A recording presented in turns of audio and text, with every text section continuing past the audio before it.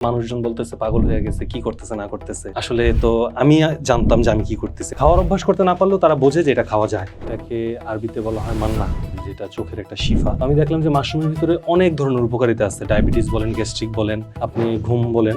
এখনকার সময় ইনসোমিনিয়া একটা বিশাল সমস্যা। আমি বলবো এখনকার যুগে 90% ছেলে মেয়েদের মধ্যে এই রোগটা আছে, ইনসোমিনিয়া। তারা রাতে ঘুমাইতে পারে না। তো মাশরুম খাইলে আসলে তাদের ঘুম সঠিক হবে। 2014 সাল থেকে মাশরুমের প্রতি উদ্যোগ, কিন্তু সময় সুযোগের কারণে হয়নি। চাকরির পাশাপাশি যখন কিছু টাকা জমাইতে পারছি তখন ইচ্ছে হলো যে মাশরুম চাষটা শুরু করে দেখি। সাভারে ট্রেনিং নিছি, গাজীপুরেও একটা ট্রেনিং নিছি পার্সোনাল মাশরুম ফার্ম থেকে। তখন মানুষজন আসলে বিশ্বাস করতো না, বলতো ব্যাঙের ছাতা।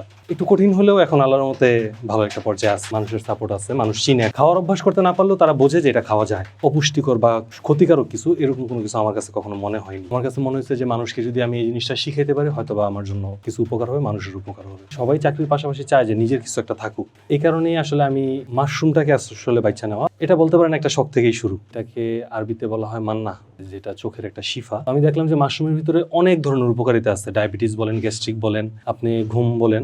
এখনকার সময় ইনসোমিনিয়া একটা বিশাল সমস্যা। আমি বলবো এখনকার যুগে 90% ছেলে মেয়েদের মধ্যে এই রোগটা আছে, ইনসোমিনিয়া। তারা রাতে ঘুমাইতে পারে না। তো মাশরুম খাইলে আসলে তাদের ঘুম সঠিক হবে। তা আমি প্রথমে কাঠের গুঁড়ির প্যাকেট করছি মাদার থেকে। তারপরে দেখলাম যে না, এটা থেকে মাশরুম হচ্ছে, কিন্তু প্রোডাকশনটা খুব কম। আর এত কম প্যাকেটে আসলে কইরা হবে না। কমার্শিয়ালি নামতে হলে ব্যবসা বড় করতে হবে, পরিমাণ বাড়াতে হবে। কারণ বাজারের দিকে বিক্রি করছি আমি প্রথম। তারপরে বিভিন্ন গ্রুপ আছে ফেসবুকে, ওই পেজগুলোতে আমি পোস্ট করি যে আমার কাছে মাশরুম আছে, কারো লাগবে কিনা। তখন কিছু মানুষ আমাকে জানায়, আমি তাদের কাছে পৌঁছাই দিই। আমার 2-3টা ডেলিভারি সময় মতো না পৌঁছানোতে নষ্টও হয়েছে। আমি ওটার টাকা মানুষ থেকে নেই নাই, তাদেরকে ওটা এমনি বলছি ফেলে দেন, আমি আবার রিটার্ন পাঠাচ্ছি নতুন। কিছু তো লস থাকবেই, সবকিছুর মধ্যে দিয়ে চালা যেতে হয়। আসলে আমার শুরুর পুঁজি ছিল 4,000 টাকা। 3-4 হাজার টাকার মাদার কিনে আনছি, ইকুইপমেন্টস জোগাড় করছি। তারপরে যে প্যাকেটগুলো করছি, এটার জন্য যে সময়টা লাগছে, এই সময়টা আমার কাছে একটু প্রতিকূলতার সময় মনে হয়েছে। কারণ মানুষজন বলতেছে পাগল হয়ে গেছে, কি করতেছে না করতেছে। আসলে তো আমি জানতাম যে আমি কি করতেছি, মানুষ তার বিশ্বাস করতে পারে না। তারা বলতো পাগল হয়ে গেছে। খেরগুলা সিদ্ধ করতাম, স্টিম করতাম আমরা। তো তখন বলতো কি পাগল, পড়াশোনা করে আসছে খের সিদ্ধ করতে। খের কি সিদ্ধ করে নাকি? খের সিদ্ধ করে কি করবো? খাইবো মনে হয়, পাগল হয়ে গেছে। ব্যাঙের ছাতা চাষ করে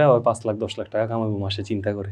এই কথাটা খুব মজা লাগতো যে হয়তো বা কোনো সময় যদি আল্লাহ দেয় যে আমার 1 লাখ প্যাকেট হয়েছে, 2 লাখ প্যাকেট হয়েছে, মাসে আমি 1 লাখ প্যাকেট প্রোডাকশন করতে পারি, তখন হয়তো বা আমি 5 লাখ টাকার চেহারা না দেখলেও কিছু একটা অ্যামাউন্ট দেখতে পারবো। কিন্তু তারা এটা নিয়ে খুব হাস্যোজ্জ্বল ভাবে উড়াই দিত। এটা আমার কাছে মজা লাগতো। দেখি কি হয়, খারাপ হলে তো ছাইড়েই দিব, ভালো হলে ধরবো, সমস্যা নেই। তবে এখন আমাকে গ্রাম থেকে কৃষি অফিসাররা যথেষ্ট সাপোর্ট দিচ্ছে। একটা সময় তারা আমাদের পাগল বলছে, এখন তারা কিছুটা মানার চেষ্টায় আছে। তাদেরকে আমার বুঝাইতে হয়েছে অনেক, এই কাজটা এইভাবে করতে হয়, এই খেরটাকে সিদ্ধ করতে হবে কেন, তাদেরকে আমি এটা বুঝিয়ে পারতেছিলাম না। এই কাঠের গুঁড়িটা আমি কেন পানিতে ভিজিয়ে তারপর আবার সিদ্ধ করব বা স্টিম করব, এই জিনিসটা তারা বুঝতেই পারতেছিল না। তারপর তাদেরকে যখন আমি আস্তে আস্তে প্যাকেটগুলো করে দেখালাম যে একটা কাঠের গুঁড়ি কালো থেকে এরকম পুরো সাদা হচ্ছে, এই সাদা জিনিসটা তারা যখন আস্তে আস্তে দেখলো না, এটার ভিতরেও নিশ্চয়ই একটা প্রাণ আছে। মানুষ তো গ্রামের মানুষ, কৃষক, গাছ বোঝে। তাদের কাছে আমি বুঝাইছি যে জিনিসটা একটা মাটি, এটা থেকে একটা ফলন আসবে। যখন প্রথম মাশরুমটা আসলো, তারা বিশ্বাস করলো আসলেও এই মাটি থেকে ফলন আসা সম্ভব। যারা বিশ্বাস করছে তাদের মধ্যে অনেকে খাইছে, আমি নিজেও রান্না করে খাওয়াইছি, ভাইজা খাওয়াইছি। তাদের সবার কাছে যখন ভালো লাগছে, বিশ্বাস করছে যে না, জিনিসটা খাইতে মুরগির মাংসের মতো বা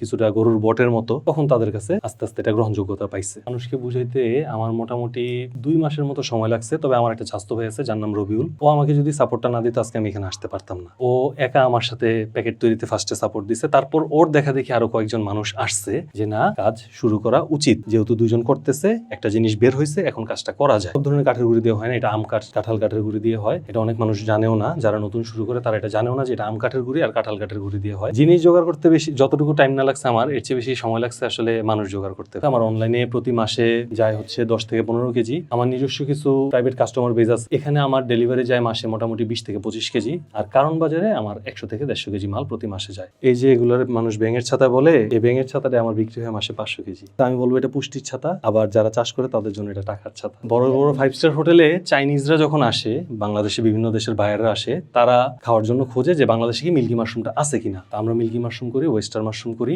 চাইনিজ রেস্টুরেন্ট গুলাতে যায় এই মাশরুম গুলা। ভাই, মানুষ এগুলোর ব্যাঙের ছাতা বললেও এখানে কিন্তু আপনি আমার এই খামারে ছাতা ভরা কিন্তু ব্যাঙ খুঁজে পাবেন না। 3 ভাবে বৈজ্ঞানিক উপায়ের এই মাশরুম গুলা আপনি প্যাকেটটা তৈরি করতে পারলেই আপনার হবে। এই মাশরুম চাষটা শিখতে যদিও 2-3 দিন সময় লাগে, কিন্তু এটার যে ফলাফলটা সেটা পাইতে কিন্তু আপনার সময় লাগবে 1 মাস থেকে 1.5 মাস। আসলে জিনিসটা খুব সাধারণ, এটা সহজে চাইলেই হয় না। যথেষ্ট জ্ঞান যদি আপনি নিতে পারেন, আপনার ট্রেনার যদি ভালো হয়, আপনি যদি সঠিকভাবে বুঝতে পারেন যে আপনার কোন কোন ক্রাইটেরিয়াগুলো মেনটেন করতে হবে, তাহলে আপনার মাত্র 2000 টাকা দিয়ে মাশরুম চাষ শুরু করা সম্ভব। কিন্তু আপনি কমার্শিয়ালি যখন যাবেন, আপনার মাসিক চাহিদা যদি থাকে এখান থেকে 50,000 টাকা আনতে হবে, তাহলে আপনার অবশ্যই এটার পিছনে 1 লাখ থেকে 2 লাখ টাকা ইনভেস্ট করতে হবে। কিছু একটা পাইতে হলে কষ্ট তো তো করতে হবে। ঝামেলার কাজ বলতে ঝামেলা কষ্টটা একদিন, কিন্তু কষ্টের ফলটা পাইতে সময় লাগবে 30 দিন থেকে 40 দিন। ওই একদিন 2 দিন আপনি কষ্টটা সঠিকভাবে যদি করতে পারেন, প্রসেসগুলো যদি মেনটেন করেন, আপনি 1 মাস পরে অবশ্যই ভালো ফলাফল পাবেন। প্রথমবারের ফলাফল দেখে আপনার অবশ্যই মনে হবে যে না, আমি মাশরুম চাষ শুরু করি। 1 মাস ধৈর্য ধরে একটু কষ্ট করতে পারেন, তাহলে এই ব্যাঙের ছাতাটাই একটা সময় আপনার জন্য টাকার ছাতা হয়ে যাবে।